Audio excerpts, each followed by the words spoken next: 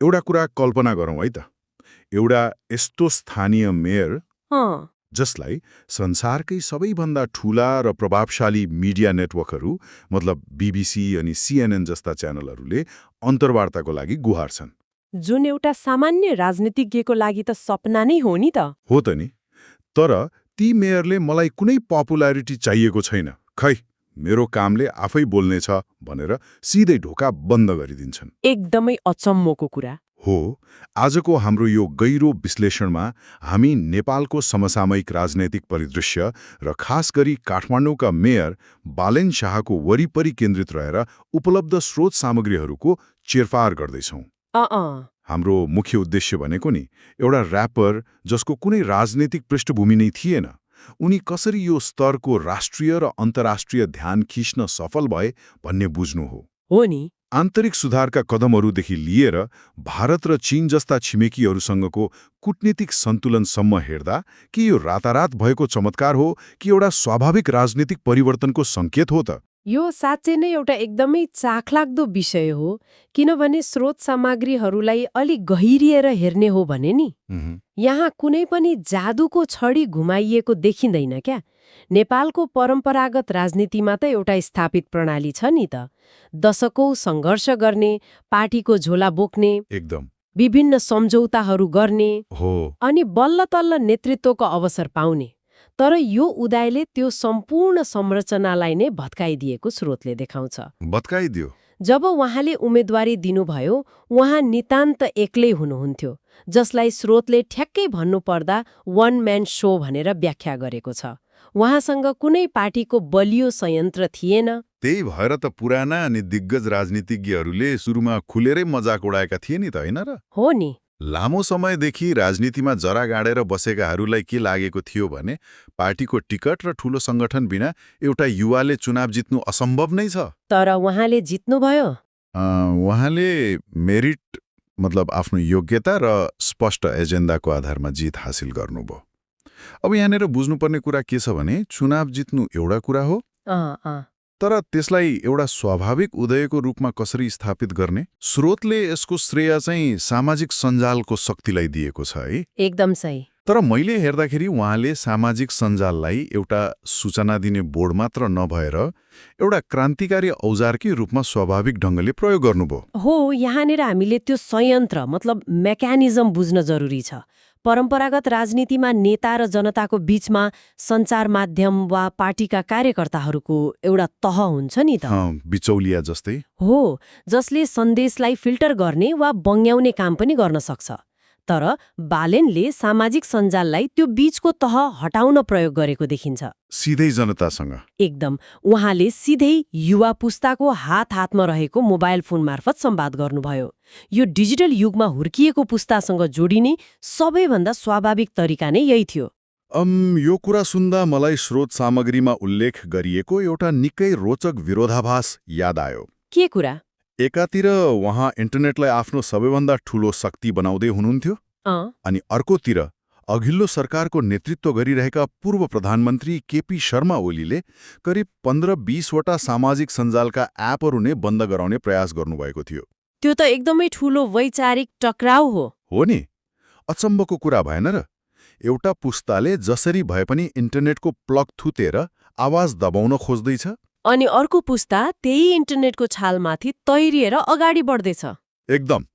यसले त प्रविधिलाई हेर्ने दृष्टिकोणमै आकाश जमिनको फरक देखायो। हो, पुराना नेताहरूले प्रविधिलाई आफ्नो नियन्त्रण बाहिरको एउटा खतराको रूपमा देखेको स्रोतले औल्याएको छ। जब मानिसहरूले प्रश्न सोध्न थाल्छन् वा आलोचना गर्न थाल्छन् नि, उनीहरूको पहिलो प्रतिक्रिया भनेको त्यो मञ्चलाई नै बन्द गरिदिने हुन्छ। ठ्याक्कै।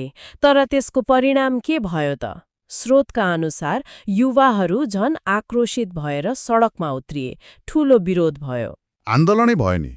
किनभने डिजिटल अभिव्यक्ति भनेको आजको समयमा मानिसको श्वास प्रश्वास जस्तै भइसक्यो के त्यसलाई बन्द गरेर नियन्त्रण गर्छु भन्ने सोच नै अस्वाभाविक थियो।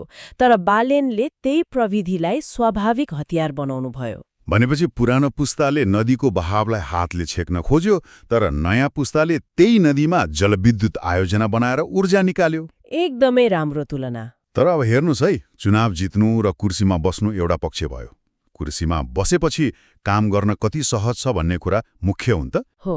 जब सङ्घीय सरकारले असहयोग गर्न थाल्यो त्यहाँबाट कथाले नयाँ मोड लिएको देखिन्छ। त्यो फोहोर नउठाउने घटना। हो त नि। स्रोत सामग्रीले औँल्याइएको एउटा महत्त्वपूर्ण घटना भनेको सिंहदरबार र प्रधानमन्त्री निवास लगायतका मुख्य सरकारी कार्यालयहरूको फोहोर्ने नउठाउने साहसिक कदम। यहाँनिर हामीले अलिकति गहिराइमा गएर यो घटनालाई विश्लेषण गर्नुपर्छ। यो फोहोर नउठाउने निर्णय केवल एउटा बोल्ड कदम मात्र थिएन क्या। अनि के थियो त? यो त राजनीतिक शक्ति सन्तुलनको एउटा अचूक रणनीति थियो। सामान्यतया एउटा स्थानीय सरकार वा मेयरसँग सङ्घीय सरकारलाई दबाब दिने कुनै ठूलो शक्ति हुँदैन नि त। हुँदैन। सङ्घीय सरकारले त बजेट रोक्न सक्छ, नीतिगत अवरोध गर्न सक्छ। हो, तर बालेनले आफ्नो नियन्त्रणमा रहेको एउटा आधारभूत नगरपालिकाको सेवा मतलब फोहोर व्यवस्थापनलाई नै हतियारको रूपमा प्रयोग गरिदिनुभयो। तर खै म यहाँनिर अलिकति प्रश्न गर्न चाहन्छु है। भन्नुहोस् न।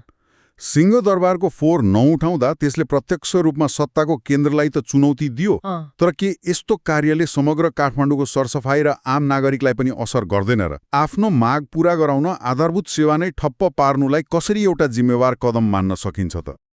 यो एकदमै जायज प्रश्न हो। छोटो अवधिको लागि यसले पक्कै पनि अव्यवस्था सृजना गर्छ नै, तर स्रोतले यसको पछाडिको मनोविज्ञान बुझ्न जरुरी छ भनेको छ। कस्तो मनोविज्ञान? यसलाई कूटनीतिक भाषामा असिमेट्रिक एडभान्टेज अर्थात् असमान लाभको प्रयोग भनिन्छ कि सङ्घीय सरकारलाई यो महसुस गराउनु थियो कि स्थानीय सरकारलाई बेवास्ता गर्दा त्यसको भौतिक र दृश्य परिणाम सिधै उनीहरूको ढुक्कामा पुग्छ। भनेपछि यो एउटा सन्देश थियो। एकदम। उहाँले यो कदमबाट जनतालाई एउटा स्पष्ट सन्देश दिनुभयो कि म काम गर्न चाहन्छु तर मलाई काम गर्न दिइएको छैन। अनि आम नागरिकले पनि यो कुरा बुझे कि उनी आफ्ना लागि नभएर संस्थागत असहयोगको विरुद्ध लडिरहेका छन्।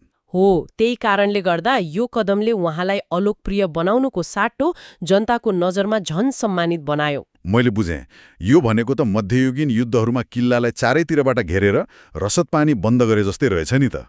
हो त नि। तर आधुनिक कर्मचारी तन्त्रको शैलीमा। एकदम सही। अनि यो सम्मान कमाउने कुरामा अर्को एउटा निकै रोचक पाटो पनि स्रोतमा उल्लेख छ नि। उहाँको त्यो एन्टी भिआइपी संस्कृति। विशिष्ट व्यक्ति हुनुको अहङ्कारलाई तोड्ने अभ्यास। हो, सामान्यतया नेपालका राजनीतिज्ञहरू महँगा 5 तारे होटलका बन्द कोठाहरूमा भेटघाट गर्न रुचाउँछन् नि त।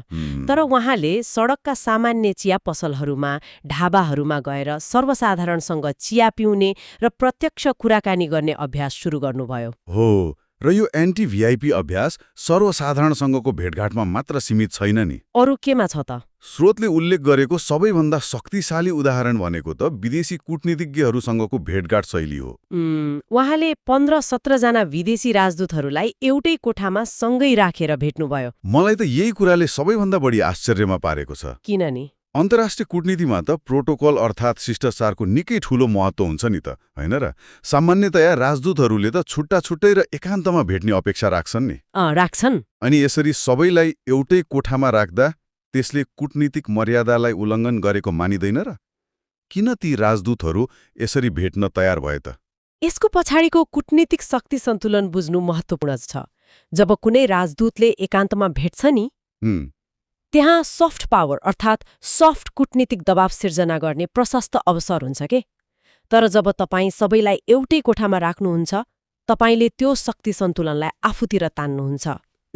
भनेपछि कसैले पनि विशेष प्रभाव पार्न पाएन? एकदम। यो कदम मार्फत स्पष्ट सन्देश गयो कि म तपाईँहरूमध्ये कसैलाई पनि विशेष प्राथमिकता दिन्न र कसैलाई भेदभाव पनि गर्दिन। अनि राजदूतहरू चाहिँ किन सहमत भए त? उनीहरू सहभागी हुनुको मुख्य कारण के हो भने उनीहरूलाई एउटा यस्तो जनसमर्थन प्राप्त मेयरसँग जोडिनु छ जसको भविष्यको राजनीतिक सम्भावना निकै बलियो छ।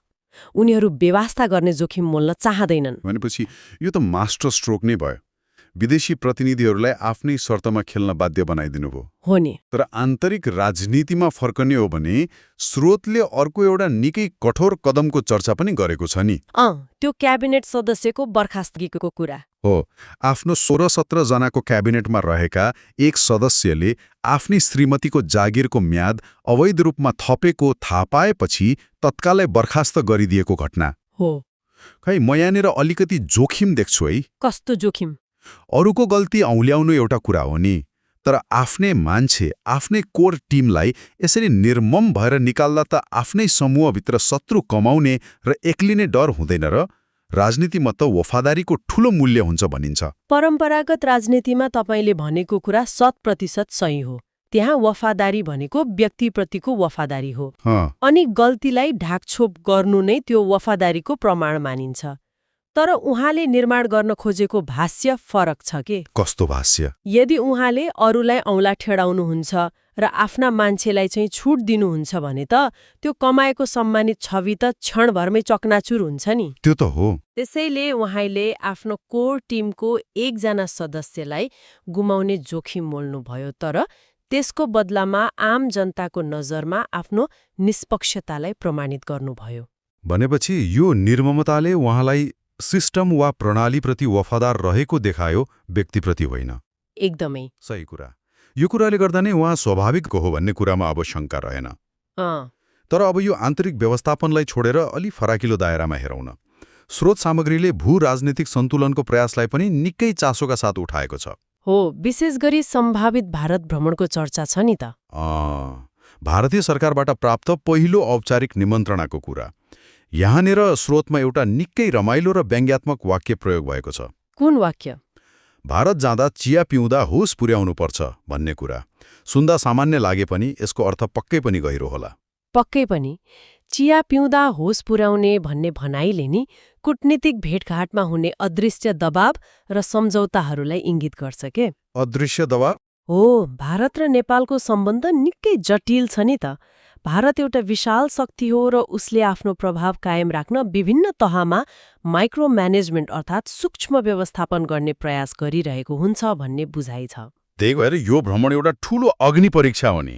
एकदम अग्नि परीक्षा किनभने उहाँले ग्रेटर नेपालको मुद्दालाई पनि निकै मुखर रूपमा उठाउनु भएको छ नि त। हो, त्यो नक्साको कुरा। आफ्नो कार्यकक्षमा 18औं शताब्दीको सन्धि मार्फत नेपालले गुमाएको भूभाग सहितको ग्रेटर नेपालको नक्सा राख्नुभएको छ। अब भारत सरकारको निम्तोमा त्यहाँ जाँदा यो मुद्दाले पक्कै पनि एउटा ठूलो घर्षण पैदा गर्न सक्छ, होइन र? सक्छ नि। एकातिर आर्थिक र पूर्वाधार विकासको लागि भारतको सहयोग आवश्यक छ, अर्कोतिर राष्ट्रियताको यस्तो ज्वलन्त मुद्दा छ। एउटा स्थानीय मेयरले देशको परराष्ट्र नीतिको यस्तो गम्भीर विषयमा हात हाल्नु कतिको स्वाभाविक हो त? कूटनीतिक दृष्टिकोणबाट हेर्दा नै एउटा स्थानीय मेयरले राष्ट्रिय सिमाना र ऐतिहासिक सन्धिहरूको कुरा उठाउनु अस्वाभाविक लाग्न सक्छ। तर यहाँ सन्दर्भ फरक छ नि। कसरी फरक छ? उहाँ केवल एउटा प्रशासनिक पदमा मात्र हुनुहुन्न के? उहाँले लाखौं युवाहरूको भावनाको प्रतिनिधित्व गरिरहनु भएको छ। त्यो नक्सा राख्नु भनेको हामी हाम्रो इतिहास बिर्सेका छैनौं भन्ने एउटा बलियो मनोवैज्ञानिक सन्देश दिनु हो। भनेपछि भारत जाँदा एउटा सानो नगरपालिकाको मेयरको हैसियतमा मात्र नभई भोलिको सम्भावित राष्ट्रिय नेताको हैसियतमा जानुहुनेछ। त्यसैले त्यहाँ गएर आफ्ना अडानहरूमा सम्झौता गर्नुभयो भने त देशभित्र कमाएको त्यो सम्मानित छवि नै गुम्न सक्छ नि त। त्यो त हो। अनि चीनसँगको सन्तुलनको कुरा गर्दा पनि स्रोतले महत्त्वपूर्ण विश्लेषण गरेको छ नि। त्यो सन्तुलनको प्रयास। अघिल्लो सरकार विशेष गरी केपी शर्मा ओलीको समयमा नेपाल चीनतर्फ अलि बढी ढल्किएको भन्ने चर्चा थियो नि। तर उहाँले भने चीन र भारत दुवैसँग समदूरी कायम गर्ने प्रयास गरिरहनु भएको छ। उनीहरूको मजबुत आर्थिक सामर्थ्य। नेपाललाई त आजको भोलि नै विकास चाहिएको छ नि त। चीनसँग रातारात ठूला भवनहरू र पूर्वाधारहरू ठड्याउन सक्ने जुन गति छ त्यो नेपालको लागि निकै महत्त्वपूर्ण छ। अनि आर्थिक सहयोगको कुरा पनि छ नि। एकदम। शिक्षा र प्रविधिको क्षेत्रमा सहयोग गर्न सक्ने चीनको ठूलो स्रोत पनि हाम्रो आवश्यकता हो। यो कुरा बुझेर नै सन्तुलन मिलाउन खोजिएको हो। भनेपछि एउटा स्पष्ट रणनीति रहेछ। स्रोतमा एउटा रोचक शब्द प्रयोग गरिएको छ नि, कान भर्ने रणनीति। हो, त्यो त अन्तर्राष्ट्रिय राजनीतिमा धेरै हुन्छ। अन्तर्राष्ट्रिय शक्तिहरूले अक्सर आफ्ना एजेन्डाहरू लाद्न नेताहरूको कान भर्ने, मतलब फलानो देशसँग नजिक नहुनुस् भनेर सिकाउने प्रयास गर्छन् नि। तर उहाँ यो रणनीतिमा नफसी नितान्त देशको आवश्यकता अनुसार अघि बढिरहेको देखिन्छ। एकदम स्वाभाविक रूपमा। यो त भयो भूराजनीतिकको कुरा। तर आम जनताको चुलो कसरी बल्छ भन्ने कुरा सबैभन्दा महत्त्वपूर्ण हो नि त। हो नि। स्रोत सामग्रीले 100 बुँदे एजेन्डाको चर्चा गरेको छ। यसमा विशेष गरी शिक्षा, स्वास्थ्य र अर्थतन्त्रको कुरा समेटिएको छ। अर्थतन्त्रको कुरा गर्दा स्रोतले उठाएको सबैभन्दा गम्भीर र रूपान्तरणकारी विषय भनेको विप्रेषण अर्थात् रेमिट्यान्स हो। रेमिटान्स? नेपालको कुल गार्हस्थ्य उत्पादनमा वैदेशिक रोजगारीबाट आउने रेमिट्यान्सको योगदान करिब 20 देखि 30% छ नि। यो त आफैमा निकै ठूलो अङ्क हो नि। हो, तर उहाँको भिजन अझै एक कदम अगाडि छ के। त्यही भिजनले त मलाई अलिकति अलमलमा पारेको छ त। किन र? स्रोतमा भनिएको छ कि यदि युवाहरूलाई दक्ष बनाएर पठाउन सके यो योगदान 60-70% सम्म पुग्न सक्छ। भनिएको छ। तर मेरो प्रश्न के हो भने यो 30%लाई 60% पुर्याउनको लागि के हामीले विदेश जाने युवाहरूको संख्यालाई पनि दोब्बर बनाउनु पर्छ त? यो त झन् देशको जनशक्ति रित्याउने कुरा भएन र? यसको पछाडिको गणित कसरी काम गर्छ? तपाईले उठाएको यो प्रश्न एकदमै महत्त्वपूर्ण छ, तर यसको उत्तर संख्या बढाउनेमा होइन क्या, मूल्य बढाउनेमा छ। मूल्य बढाउने? हो, योजना थप मानिसलाई विदेश पठाउने हुँदै होइन। अहिले नेपालबाट विदेश जाने अधिकांश युवाहरू अदक्ष कामदारको रूपमा जान्छन् नि, जसले त्यहाँ न्यूनतम ज्यालामा काम गर्नुपर्छ। त्यो त धरातलीय यथार्थ नै हो। तर यदि त्यही युवालाई स्वदेशमै 6 महिना वा 1 वर्षको तालिम दिएर, उदाहरणका लागि दक्ष प्राविधिक, इलेक्ट्रिसियन वा सर्टिफाइड प्लम्बर बनाएर पठाउने हो भने उसको आम्दानी अदक्ष कामदारको तुलनामा सिधै 3 देखि 4 गुणा बढी हुन्छ के। अब मैले बल्ल बुझेँ। मान्छे त्यति नै जाने भए, तर उनीहरूले पठाउने पैसा चाहिँ सिप र दक्षताको कारणले गुणात्मक रूपमा वृद्धि हुने भयो। ठ्याक्कै त्यही हो। यसले त देशको अर्थतन्त्रमा कायापलट नै ल्याउन सक्छ नि। यो त निकै स्वाभाविक र व्यावहारिक सोच हो। एकदम। अनि यसका साथसाथै पर्यटन र पूर्वाधारको कुरा पनि छ नि त एजेन्डामा। सगरमाथा जस्ता क्षेत्रमा आउने पर्यटकहरूलाई लक्षित गर्ने कुरा हो। अनि विगतका राजनीतिक आन्दोलन र विरोध प्रदर्शनका क्रममा भत्काइएका संरचनाहरू पुनर्निर्माण गर्ने योजना पनि प्राथमिकतामा छ। अर्थतन्त्रलाई चलायमान बनाउन धरातलीय यथार्थमा टेकेर योजनाहरू बनाइएको छ। यी सबै विश्लेषण गरिसकेपछि नि मलाई लाग्छ हामी आजको गहिरो विश्लेषणको सबैभन्दा रोचक र अन्तिम बिन्दुमा आइपुगेका छौं। कार्यक्रमको सुरुमा मैले CNN र BBC जस्ता अन्तर्राष्ट्रिय मिडियालाई दिएको अस्वीकृतिको कुरा उठाएको थिएँ नि। हो। स्रोतले स्पष्ट रूपमा भनेको छ कि पपुल्यारिटीको कुनै भोक छैन, मेरो कामले बोल्नेछ भन्ने यो मान्यता नै आजको दिनमा सबैभन्दा बलियो अस्त्र बनेको छ। र त्यही बलियो अस्त्र, त्यही आत्मविश्वास र ट्र्याक रेकर्ड देखेर नै उहाँको पार्टीले, जसको नाम स्रोतमा खुलाइएको त छैन है, तर आगामी चुनावमा सिधै प्रधानमन्त्रीको उम्मेद्वारको रूपमा अघि सार्ने तयारी गरेको कुरा स्रोतमा उल्लेख छ। सिधै प्रधानमन्त्रीको उम्मेद्वार? हो नि। नेपालको सन्दर्भमा कुनै पनि नयाँ अनुहारलाई यसरी अघि सार्नु भनेको त जनतामा जगाएको असाधारण विश्वासको प्रमाण हो नि त। जे बाचा गरे त्यो पूरा गरे भन्ने कुराको प्रतिफल हो यो। साँच्चै यो सम्पूर्ण गहिरो विश्लेषणले हामीलाई परम्परागत राजनीतिको परिभाषा नै बदल्ने एउटा नयाँ दृष्टिकोण दिएको छ। एउटा स्वतन्त्र युवाले कसरी सामाजिक सञ्जालको स्वाभाविक प्रयोगदेखि लिएर फोहोर व्यवस्थापनलाई कूटनीतिक हतियार बनाउने सम्मको यात्रा अद्भुत नै छ। एकदमै अद्भुत छ। तर अन्त्यमा म एउटा यस्तो प्रश्न छोड्न चाहन्छु जसले हामी सबैलाई अझ गहिरिएर सोच्न बाध्य बनाउनेछ है। के प्रश्न? यो सम्पूर्ण कथा एउटा व्यक्तिको अठोट, निडरपन र व्यक्तिगत छविमा अडेको छ नि त। तर जब कुनै राजनीतिक परिवर्तन पूर्णतया एउटा व्यक्तिको वन म्यान शोमा निर्भर हुन्छ, स्थायी छाल मात्र हो। यो एकदमै गम्भीर प्रश्न हो। यदि भोलि क्षेत्रीय भू राजनीतिको यो जटिल चक्रव्यूहमा वा आन्तरिक राजनीतिको व्यवस्थापनमा त्यो एक्लो ब्वाँसोले अर्थात् लोन वुल्फले एउटा सानो मात्र गल्ती गर्यो भने नि, के यो सिङ्गो वैकल्पिक राजनीतिको आन्दोलन नै धराशायी हुने जोखिम रहँदैन र? एउटा संस्थागत संरचना बिना केवल एक व्यक्तिको स्वाभाविक र सम्मानित छविको भरमा मात्रै यो उदयले कहिलेसम्म ठूला शक्तिहरूको दबावलाई थेग्न सक्ला त? यो पक्कै पनि हामीले आउँदा दिनहरूमा खोज्नुपर्ने उत्तर हो। आजको यस गहिरो विश्लेषणमा हामीसँग जोडिएर स्रोत सामग्रीहरूको यति विस्तृत चिरफार गरिदिनु भएकोमा यहाँलाई धेरै धन्यवाद। धन्यवाद। स्रोत सामग्रीहरूले दिएका यी गहन अन्तर्दृष्टिहरूसँगै अबको राजनीतिक परिदृश्य कता जान्छ त्यो हेर्न बाँकी नै छ। मन्थन गर्दै गर्नुहोला।